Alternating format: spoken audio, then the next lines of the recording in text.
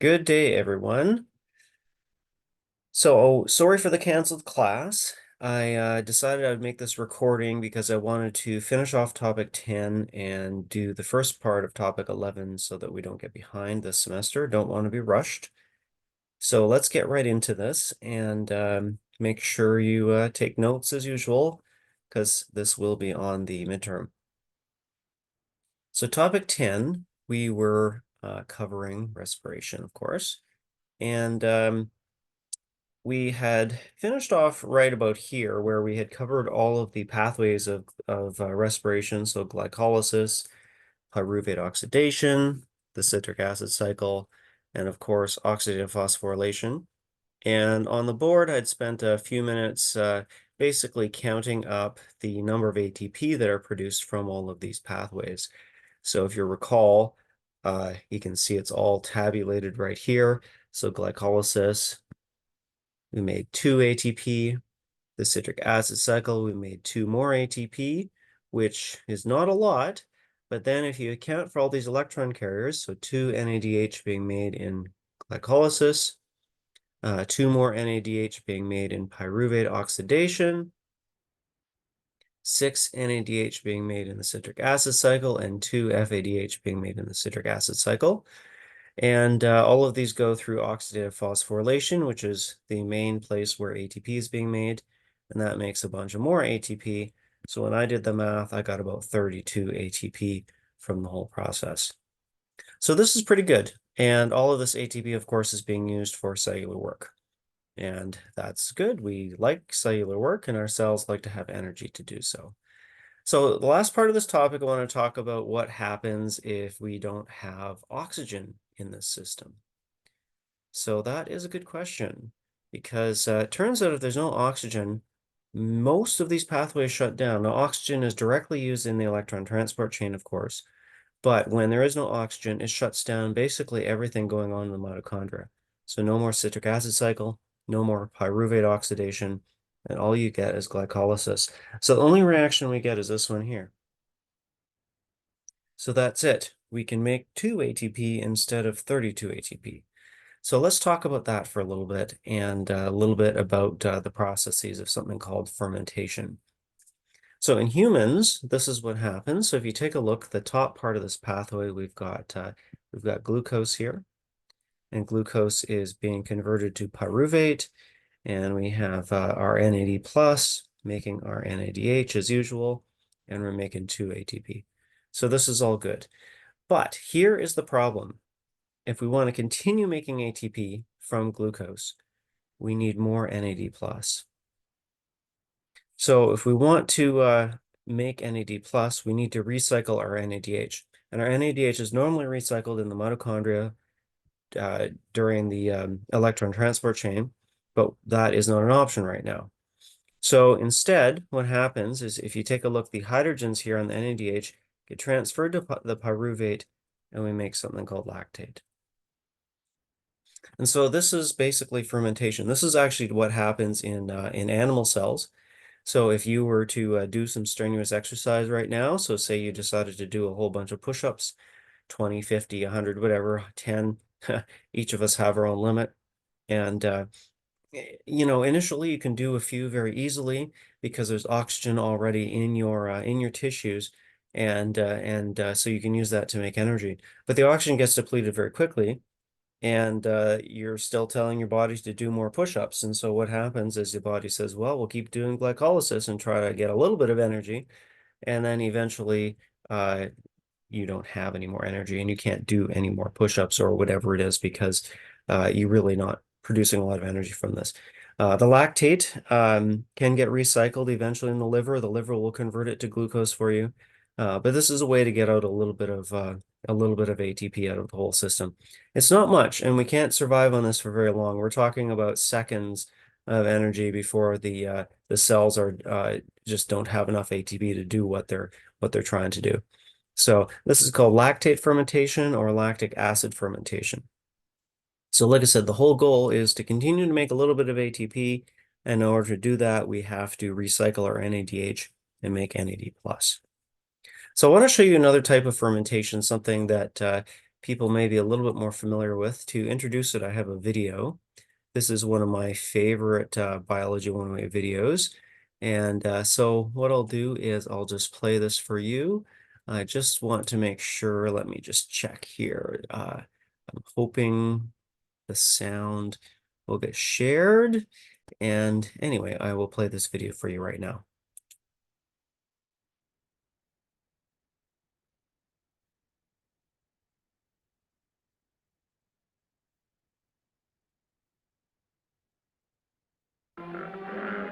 The only excitement in their lives comes in high summer when the marula trees are in full fruit. At first, the marulas are very tasty and hard to get at. You have to be either agile or strong to get your share.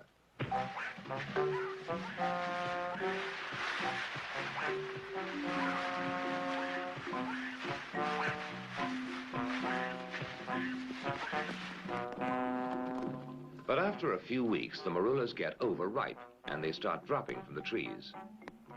Then all the animals wade in and gorge themselves on the rotting fruit.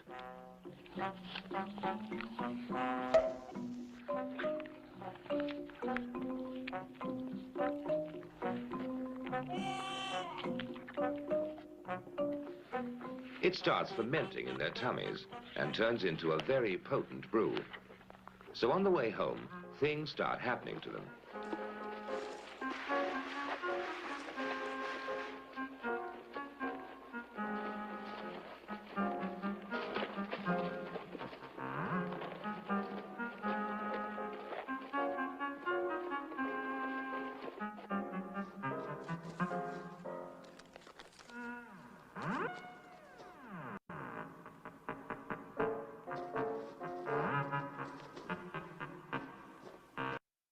I'm going to stop the video right there. Hopefully the volume worked for you for the video. As you can see, the animals are getting drunk. And you can find this video very easily on YouTube by Googling it. And this is the second type of fermentation that we want to talk about. This is called alcohol fermentation or ethanol fermentation. And this is actually very useful for us, and we use it for a variety of products that we consume. So, alcohol is one of the products, ethyl alcohol. So people make alcoholic beverages out of it or hand sanitizers. And also carbon dioxide is a product, so we use that when we make bread. It raises the bread and makes it the dough lighter and fluffy. I could tell you I made pizza one time, I forgot to add the yeast and didn't turn out very well, even though it was edible. So here's the reaction, and this is the reaction we were actually looking at in the lab. If you remember, in lab 6, we were looking at the production of CO2 and ethanol. So if you take a look at the top part of this, it is just glycolysis again, right there. That's glycolysis.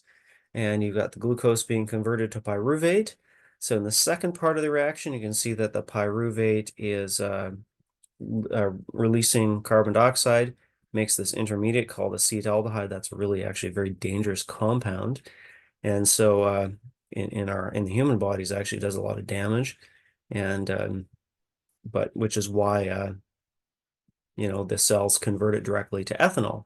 So the two products you can see are ethanol and carbon dioxide. So just a different way of recycling the NADH. And there's a lot of different ways that cells can do this, and different cells have different products. So in this case, yeast and some bacteria do this particular reaction. And like I said, it's very useful for us for making bread or wine or beer or other products that require ethanol or carbon dioxide. So that's fermentation.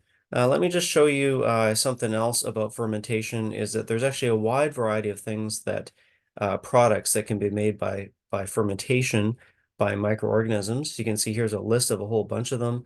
So you can see lactic acid, for example, that is a lot of yogurt making bacteria make lactic acid. There's the ethanol and carbon dioxide. You can see acetic acid there, that's vinegar, acetone is nail polish remover, and so on and so on. And so fermentation products are very, very useful for us. And quite a variety of organisms are used in these food and other products that humans make use of. Okay, so just in terms of, what if there is no oxygen? You can see that in all of the cases, whether there's oxygen or not, we do glycolysis. So glucose is converted to pyruvate. We make two ATPs. If we have oxygen present, then we do aerobic respiration. So there's the pyruvate oxidation, that first step there. Then we've got the citric acid cycle. And then we have our electron transport chain oxidative phosphorylation, making a whole bunch more ATP. If there is no oxygen, then we do fermentation. And so the pyruvate is converted to lactate or ethanol or something else, and no more ATP is being produced. And that is respiration.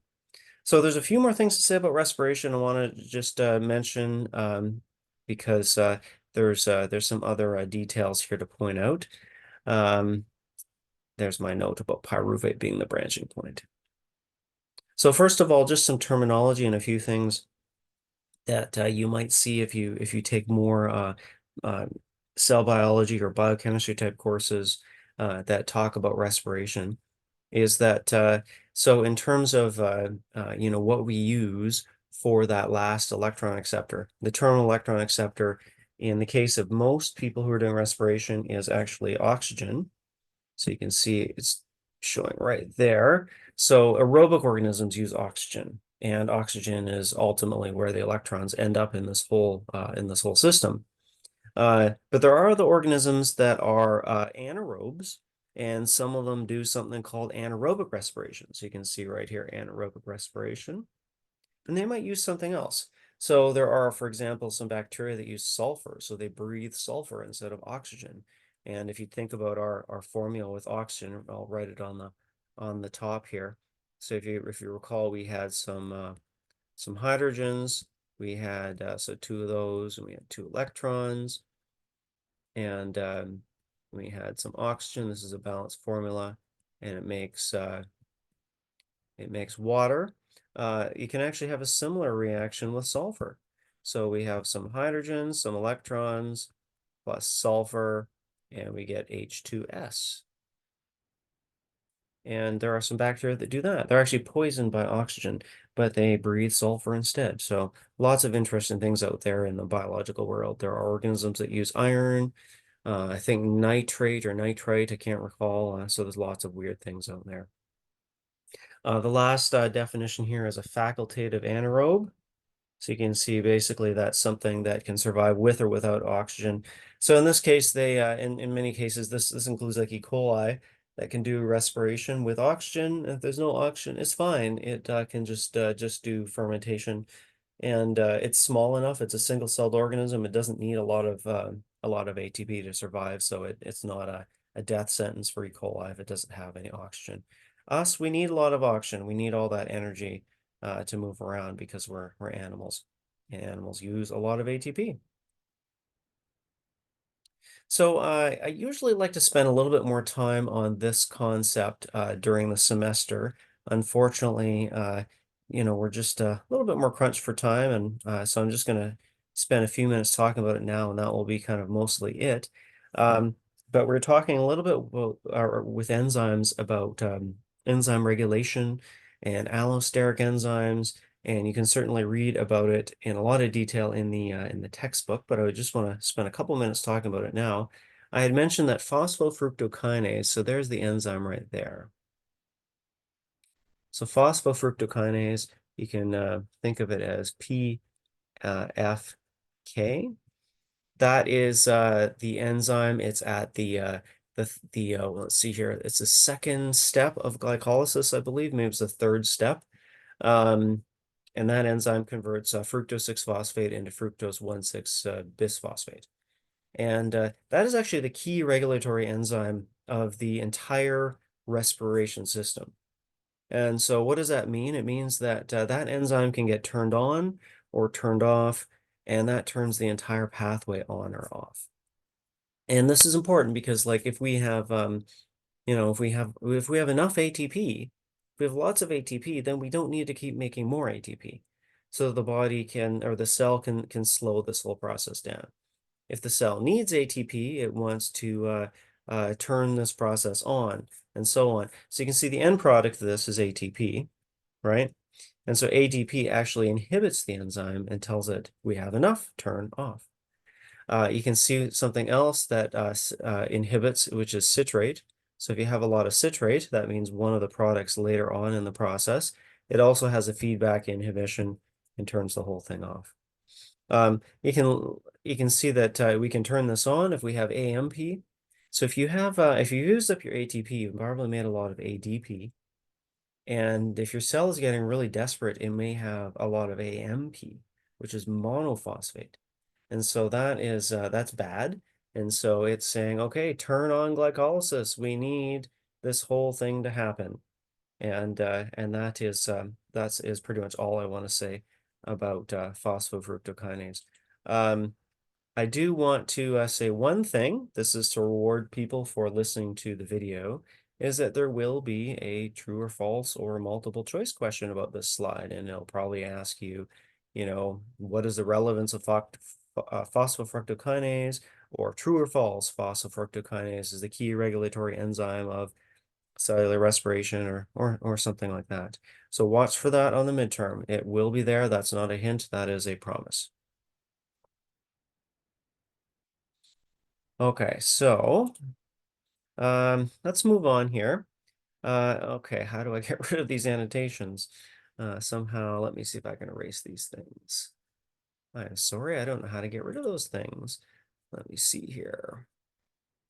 Pointer options, there might be an eraser. I don't see an eraser. All right, just hold on a moment. I am going to see if I can find that toolbar that popped up. There it is. Okay, I'm going to erase all this. All right, there we go. Okay, so what is this slide here saying? This slide here is just saying, hey, you know what? Guess what? We don't just eat glucose. We eat a whole bunch of other things. We eat proteins, we eat fats, we eat other carbohydrates, and ultimately all these feed into these pathways. So you can see, for example, proteins are broken down into amino acids. Amino acids, depending on which one of the 20 amino acids you have, can be converted to pyruvate or acetyl-CoA or different intermediates in the citric acid cycle. Fats are converted to glycerol, glycerol is converted to pyruvate, fatty acids are converted to acetyl-CoA, and so on. And all these things can be used as food. And so you probably know that. You don't just eat glucose, you eat many things. And they can all be used as energy. So there's just our slide. I showed you this way back at the beginning of the semester, and just talking about how things are broken down as food.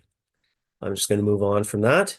The other footnote to tell you is that okay, so these pathways are intertwined, and so this is an image from the textbook, and I modified a little bit, and just to say that we can do things anabolically, so we can build things up using these same pathways. So what does that mean? It means that, for example, if we need glucose, we can make glucose by running some of these pathways backwards. If we eat too much glucose, we can convert those into fats, right? So you can see these arrows here that we can convert some of these things. Oh, hold on. Why can't I? Right, there we go. We can convert acetyl-CoA, can turn into fatty acids, and pyruvate and glycerol to 3-phosphate can get converted into glycerol, and so on. We can use intermediates in the citric acid cycle to make amino acids, and so on. So just a very small footnote for this class, something I probably won't be asking on midterm. Okay, so I want to finish off this topic with this video here, and so I will play this for you now. I'm pretty sure I have the settings done properly, so the volume will be on this. But it is found in the PowerPoint notes if you want to watch it again.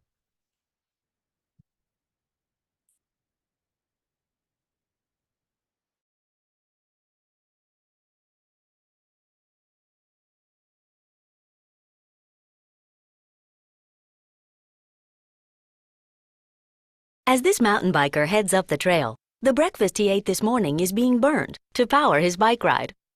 His breathing rate increases as his leg muscles demand more oxygen to burn more fuel. Let's zoom down to where this fuel is burned, our cells. Here, the blood vessel on the left delivers fuel and oxygen to a single muscle cell. In cellular respiration, energy in fuel is converted to ATP, shown here as starbursts. Most ATP is made in the cell's mitochondria. ATP powers the work of the cell, such as contraction.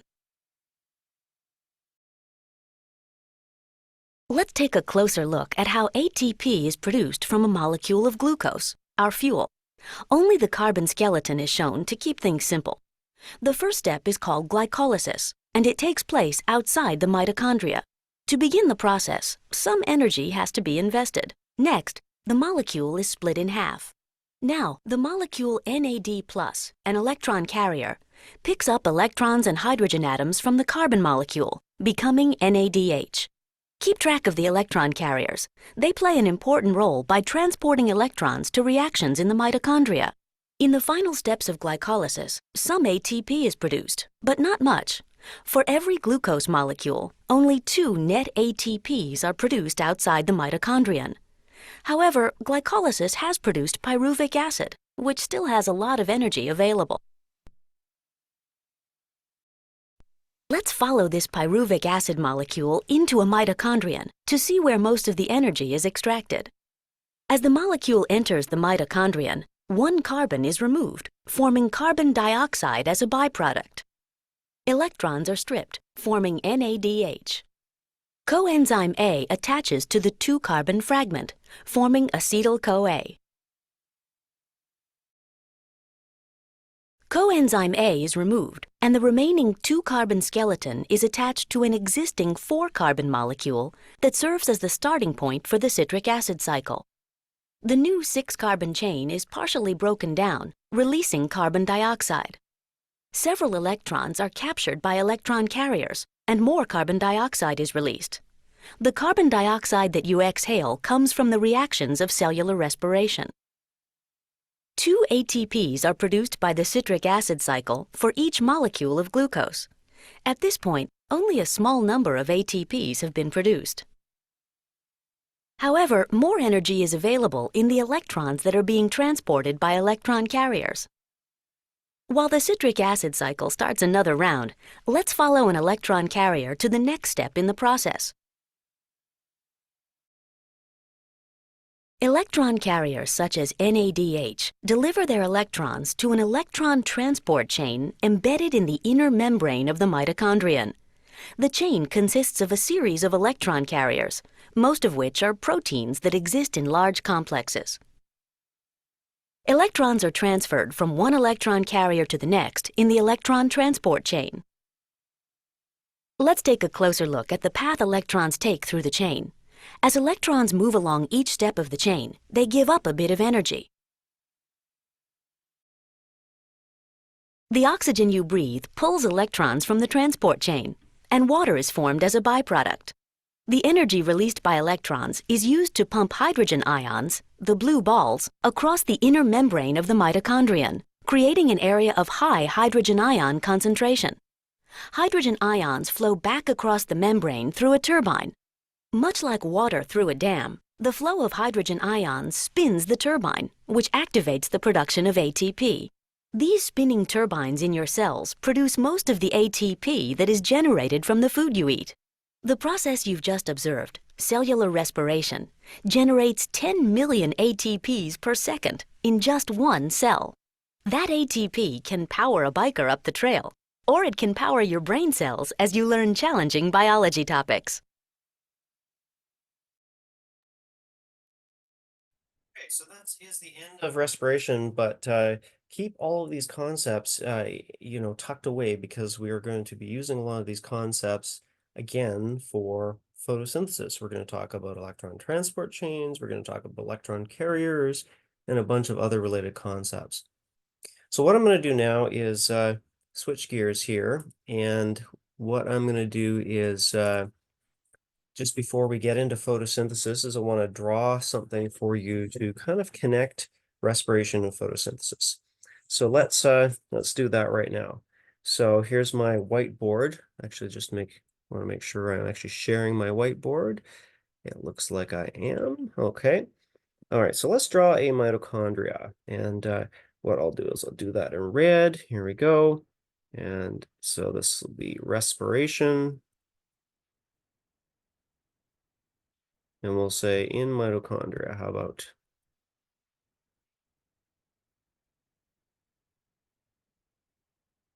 There's my mitochondria. Okay, and so if you remember respiration, what we do is we take, we have some organic compounds. So we'll start off with that.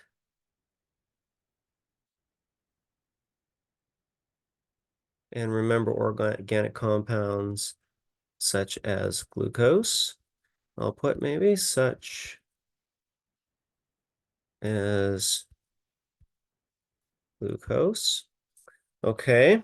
And we also have oxygen. Okay. Right. And those are two of the things that we're using as reactants for respiration, right? And then what are we producing? We are producing carbon dioxide, and we're producing water. What else are we producing? We are making ATP, and the ATP is used for cellular work.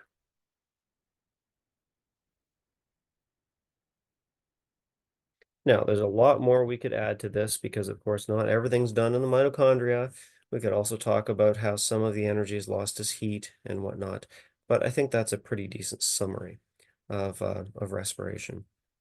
So let's connect photosynthesis to this. So I'm going to put a chloroplast over here.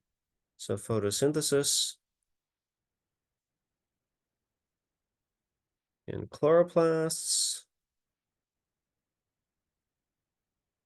Okay, and there's my chloroplast. Beautiful. So for a chloroplast, the ingredients for photosynthesis are, of course, carbon dioxide and water. And there's one more ingredient we have to throw in here. Usually I like to draw a little sun somewhere. So here we go. There's the sunlight. I'll draw that over here.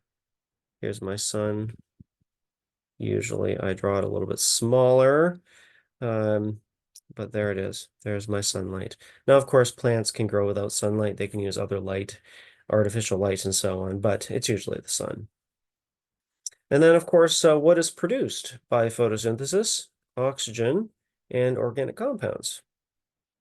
So this is my, trying to connect respiration to photosynthesis. Now, keep in mind, this doesn't mean plants are photosynthesis and animals are respiration. Plants do respiration as well. There are things other than plants that do photosynthesis. This is just connecting between two biochemical pathways, not between different types of organisms. So what I will do at some point, next time we meet in class, probably, I want to spend a little bit of time comparing and contrasting photosynthesis and respiration. But I'm going to leave you with that for now, and we're going to talk about the first part of photosynthesis. I want to kind of introduce a bunch of concepts, and that will be the end of this this recorded lecture. And then we'll look at the details of photosynthesis in our next in-person class. Okay, so let me just get to my photosynthesis PowerPoint here. Just bear with me for a moment. I need to find it here and then share it, which can't figure out what's going on with my controls here. So just a second. Oh, there we go. Okay. So, and new share. There we go. Okay, so you should be able to see this now. Let's talk about photosynthesis. So first of all, let's talk about what types of organisms do photosynthesis. These organisms, we usually call them autotrophs or sometimes photoautotrophs. You can see auto means auto is there, self, and troph means feeding. So self-feeding. Like I said, sometimes we say photoautotroph, meaning that we've got light as well. So basically what we're saying is that these organisms make their own organic compounds. They make their own food, right? So you probably know that plants do photosynthesis, but there are many, many other types of organisms. We've got all sorts of algae. We've got some protists. So if you remember, we looked at euglena in lab 5. That's a photosynthetic protist. It's not a plant. It's kind of its own thing. And there are a number of different types of bacteria that do photosynthesis. The cyanobacteria are kind of a greenish bluish color. And then these purple sulfur bacteria, which are kind of these weird things that kind of have a unique way to do photosynthesis. And we won't be talking about that really at all this semester. We're going to be talking about mostly about the type of photosynthesis that happens in plants and algae. So photosynthesis happens mostly in the chloroplast. And so the chloroplast is a green organelle. And you probably know that it's found in the green part of plants, right? So usually we're talking about the leaves, sometimes some other parts of the plant. And we'll talk about leaves and leaf anatomy a little bit more in the next lecture. But we did look at chloroplasts in our labs. In Biology 107, we looked at the Elodea. That was in lab 2. And there's a picture of some Elodea chloroplasts. And we looked at Euglena, and that was in lab 5. And the chloroplasts, the Euglena are really, really tiny organisms. Sometimes you can see them decently. Sometimes it's hard to see them really well, at least to make out the individual chloroplasts. But there's a nice micrograph image of them for you. So let's take a little look at some pictures of some chloroplasts. So kind of like the mitochondria, the first thing you might notice is all these different layers and many, many layers of membranes. And depending on the image you're looking at, you might see different things. And I'll show you a cartoon of what we think is going on inside a chloroplast in a minute. I just wanted to show you this as well. Sometimes people don't think about this, is that chloroplasts are also in some plants this place where the products of photosynthesis are stored often as starch granules, and you can see that right there in that image. Here's another one. You can see, like I said, lots of membranes again, just like mitochondria, lots of internal membranes. And there's some photosynthetic bacteria. They don't have chloroplasts, but they do have lots of extra membranes to carry out their photosynthesis, of course. So let's draw a basic chloroplast, and then I'll show you another picture or two. And let me just, maybe what I'll do is I'm going to change my pointer options to green so that we can draw a chloroplast in green. So here is a very, very basic chloroplast, by the way. I'm just going to draw a part of it. So on the inside, there's these stacks of these little sort of pancake-like things. Then the chloroplast, well, it might have a couple of stacks of these. I'll draw 2 stacks for you. There we go. And they can be connected. And then there's a couple of membranes. Okay, so let me just, what I'm going to do, I want to label all these things, kind of like what we did with the mitochondria. So here we go. So first of all, let's start on the outside. We've got 2 membranes. We've got something called the outer membrane, and we have an inner membrane.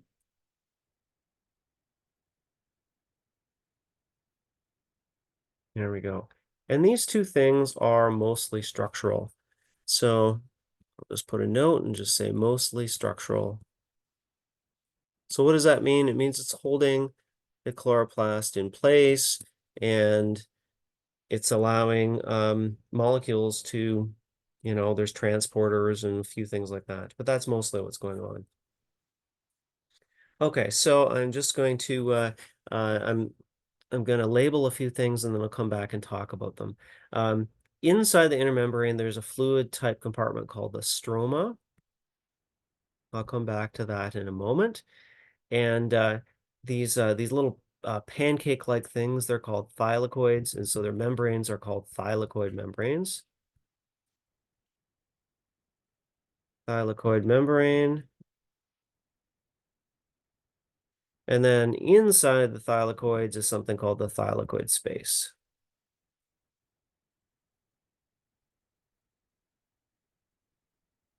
So let's talk about these things a little bit here in terms of what is going on. So the thylakoid membrane, this is the location of the light reactions. So location of the light reactions of photosynthesis. I'm not going to write of photosynthesis because hopefully that's obvious. So we'll get back to that in a minute. Also the location of the chlorophyll. And so that's why they're green. In fact, that's the part of the chloroplast that is green, is the thylakoid. The thylakoid space, this is the location of the proton motive force.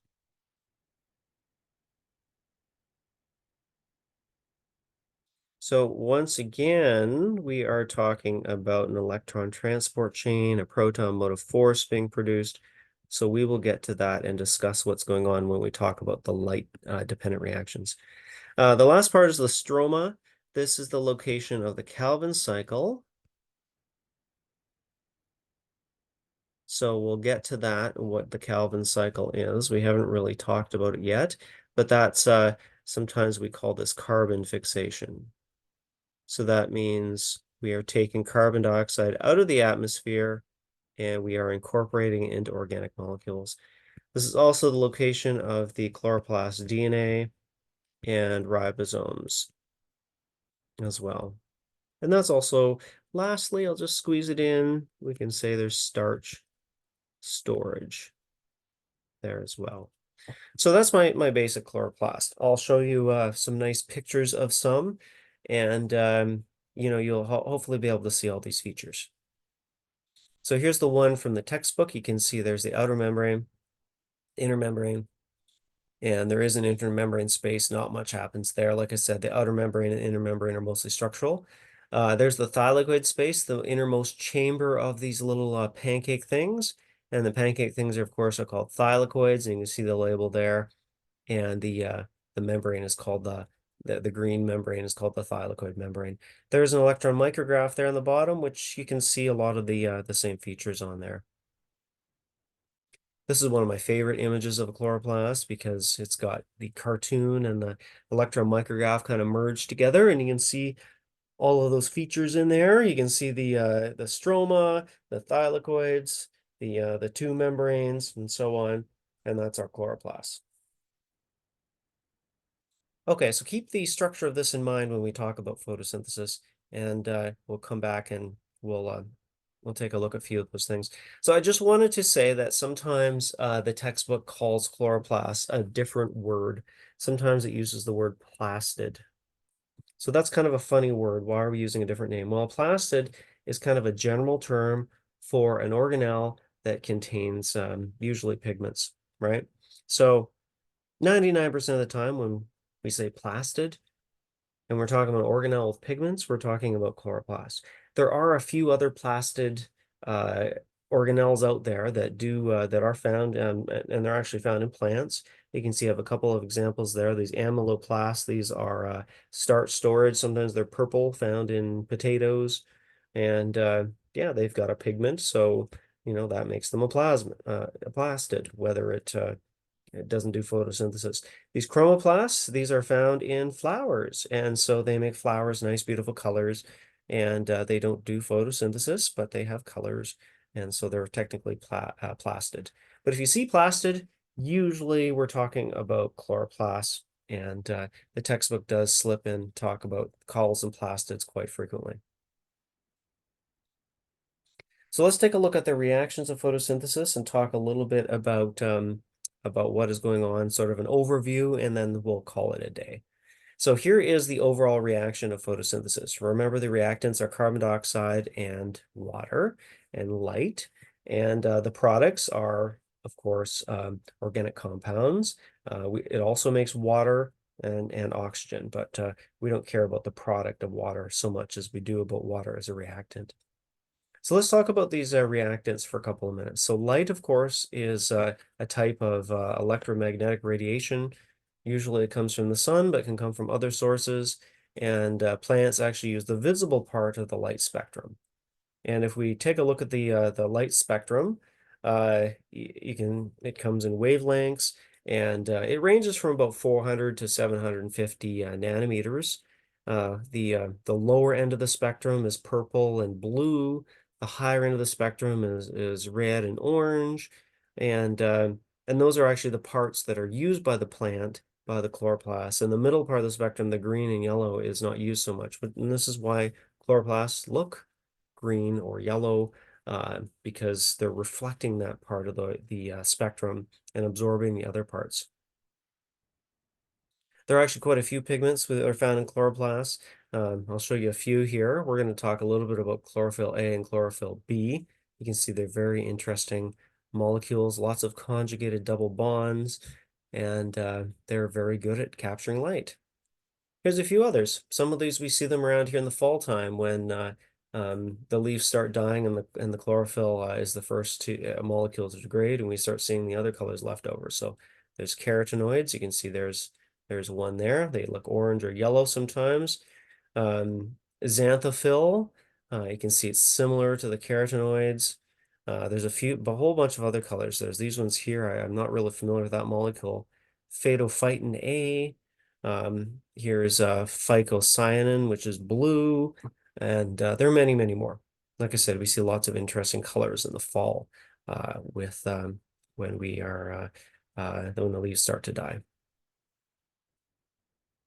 So there's chlorophyll right there, and I kind of like this little animation because it looks a little bit like a tennis racket, which is kind of actually a good analogy of what chlorophyll is doing. It's very good at capturing light, the way a tennis racket would grab a tennis ball.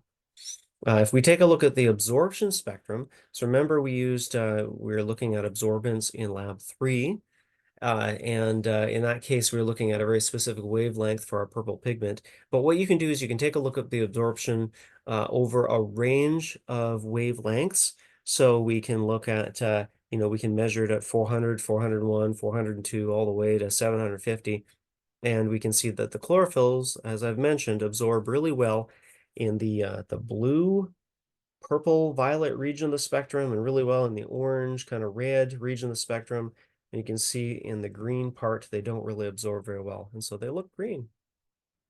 You can see slightly different profiles of absorption for chlorophyll A and chlorophyll B, which is a good thing for the plants. It allows it to capture more light from the sun. So here's a chlorophyll. Chlorophyll is found in these proteins. Sometimes they're called photosystems. They have other names for them. And these proteins are found embedded in the thylakoid membrane. So maybe we could put a note here. This is let me just go back to that. There we go. This is my thylakoid membrane. And you can see in this image here, you've got actually some of the carotenoids are represented as well. So by the way, lab 7, so this week we are going to be doing this. We are going to be taking an absorbance spectrum. So this is part A of our lab. We are going to be taking some chloroplasts and we're going to be taking a measure of their absorbance at every wavelength along the electromagnetic spectrum. And so it should look something like this. We're not going to separate the different pigments. We're just going to do all the chloroplasts together. So we should have some high absorbance in the violet blue region. It dips down around the green and gets a little bit higher around the red part of the region. We're also going to be looking at something called an action spectrum. So we're actually going to measure the rate of photosynthesis at the different wavelengths. So we're going to do a blue and a green and a red experiment. And we should see a similar profile where we've got lots of activity at the blue and red and not so much at the green end of the spectrum. So just a little heads up for lab 7. So the second reactant of photosynthesis after light is carbon dioxide. Carbon dioxide, of course, is made by respiration. It's also made by the burning of fossil fuels and forest fires and a bunch of other processes in the atmosphere. And so we'll talk a little bit about where that comes in when we talk about the Calvin cycle. And of course, water is an ingredient of photosynthesis, and it's taken into the plants through the roots, right? And actually, out of all the water absorbed by plants, only a small fraction of it is actually used for photosynthesis. So let's take a look at the reactions of photosynthesis and kind of an overview, and then I'm going to wrap this up here in a couple of minutes. So the first part of photosynthesis is usually called the light reactions or the light-dependent reactions. And if you take a look at this, there's our thylakoids. I told you that's the location of the light reactions. So you can see we've got light coming in, and water is going to be used as a major reactant to photosynthesis. Okay. So what happens is light goes in, water gets split, and makes oxygen. So let me just show you the chemical reaction of water being split. This might look familiar. So water gets split, and we get some hydrogens, we get some electrons, and we get some oxygen, right? So that's actually the reverse of what we saw in respiration. So notice there's the oxygen down there. The oxygen, I don't want to call it a waste product. We'll call it a byproduct. It's not used for photosynthesis and anymore. It goes off and is going to get used for respiration, either by the same plant or maybe another organism. We like oxygen, but it's not important for photosynthesis anymore. Notice that, I think the real question is what happens to the hydrogens here and the electrons. Remember, hydrogen exists like this. It's bound in chemical bonds, and that's where the electrons are. And those end up on these two products, ATP and NADPH. So NADPH is an electron carrier made from NADP+, and ATP is made from ADP and inorganic phosphate. So this is really the most important products of the light reactions, is making these energized molecules. And so this is a problem for the cell because the cell can only use a little bit of this right away, and it wants to store these as long-term energy. And so this is why we have the second part of the of photosynthesis, and this is called the Calvin cycle. So you can see the Calvin is the synthesis part of photosynthesis. And in this case, what is happening is these energetic molecules, ATP and NADPH, are used to take carbon dioxide and bind it. And what do? They make sugar molecules. So the sugar molecule we're going to talk about next day is called G3P, and that is often used to make glucose, but it can be used to make other things. So this is where I'm going to stop for today's lecture. I do need to say that though that this is the most important slide. If you're going to memorize anything for photosynthesis, memorize this slide. This summarizes the light reactions, it summarizes the Calvin cycle, and puts them all together and shows how they're intertwined. And if there's anything you need to know about photosynthesis, is this here, and you're definitely going to be asked about what is going on here for this unit. Anyway, that is where I am finishing today. So next day we will look at more of the details of photosynthesis. I will start here. I will recap some of these things here, and then we'll get right into some of the nitty-gritty, and we'll also hopefully have a chance to compare respiration and photosynthesis. That's all for now. Have a great day.